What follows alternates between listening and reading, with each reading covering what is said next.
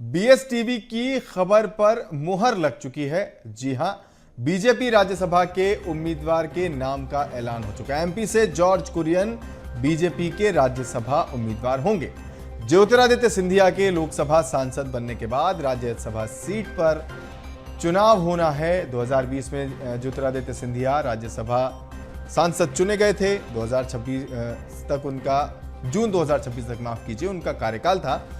9 राज्यों की 12 राज्यसभा सीट के लिए 3 सितंबर को चुनाव होना है। और एक बार फिर आपको बता दें कि बीएसटीवी की जो खबर थी, जिसे हम बार बार अपने दर्शकों तक पहुंचा रहे थे, वो ये कि जॉर्ज कुरियन के नाम पर मुहर लग सकती है। बीजेपी मध्य प्रदेश से जॉर्ज कुरियन को राज्यसभा भेज सकती है, उस पर मुहर यहां पर लग गई है। फिलहाल और क्या कुछ इसमें अपडेट्स हैं और क्या कुछ चीजें सामने आई हैं, कुछ देर पहले वीडी शर्मा की एक प्रेस कॉन्फ्रेंस भी थी।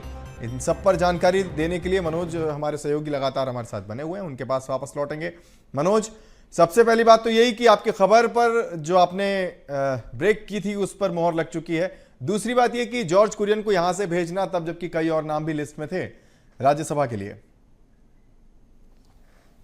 जी बिल्कुल, मध्य प्रदेश के लिहाज से कई बड़े नामों की चर्चा राज्यसभा भेजने को लेकर चल रही थी, जिसमें कई बीजेपी के दिग्गज नेता शामिल थे, जिनको लेकर लॉबिंग भी की जा रही थी। लेकिन उन नामों पर किसी तरीके का विचार उन्हें आगे बढ़ाने का काम हाईकमान ने नहीं किया। लेकिन जो एक नाम सबसे आगे था इस रेस में, वो था जॉर्ज कुरियन का। और यही कारण है कि उन्हें जो है अब मध्य प्रदेश के कोटे से राज्यसभा भेजा जाएगा। हालांकि केंद्रीय मंत्री हैं, केंद्रीय राज्य मंत्री हैं जॉर्ज कुरियन, और उनको मध्य प्रदेश से अब भेजा जा रहा है राज्यसभा के लिए। और इसके अलावा बीजेपी के वो महासचिव भी है।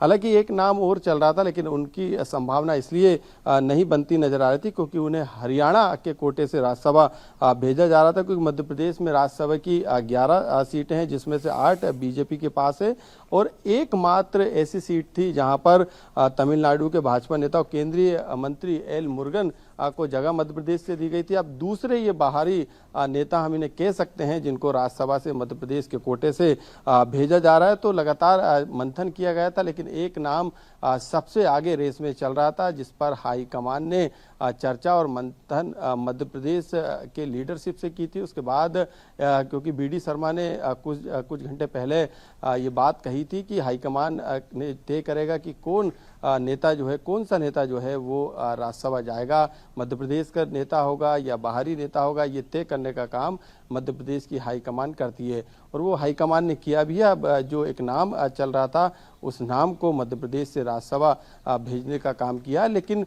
कई नाम मध्य प्रदेश के लिहाज से चल रहे थे, लेकिन ऐसा लगता है कि हाईकमान ने ये सोचा होगा कि मध्य प्रदेश के कोटे के लिहाज से जो है जो अधिकांश नाम है वो मध्य प्रदेश के नेता ही जो है राज्यसभा गए थे। ऐसे में अब 2 नाम जो है, सिर्फ अब एक नाम और जुड़ जाएगा। 2 नाम जो है वो भारी नेता के तौर पे मध्य प्रदेश के कोटे से जाएंगे। तो अब ये तस्वीर साफ हो चुकी है। और विधानसभा की यदि समीकरण और गणित की बात करें, तो उस लिहाज से ये सीट जो है राज्यसभा की जो खाली हुई थी ज्योतिरादित्य सिंधिया के इस्तीफा देने के बाद, इस सीट पर जो गणित बन रहा है विधानसभा के बहुमत के हिसाब से, वो बीजेपी के पाले में बन रहा है। यानी बीजेपी एक तरफा जो है राज्यसभा जो है अपने उम्मीदवार को भेजेगी। किसी तरीके की इसमें संशय की स्थिति नहीं है, क्योंकि जो बहुमत है वो बीजेपी के पास विधानसभा के उम्मीदवारों के जो विधायक है उनके लिहाज से बहुमत काफ़ी है। और यही कारण है कि अब जो नाम तय किया गया हाईकमान के द्वारा, वो मध्य प्रदेश के कोटे से राज्यसभा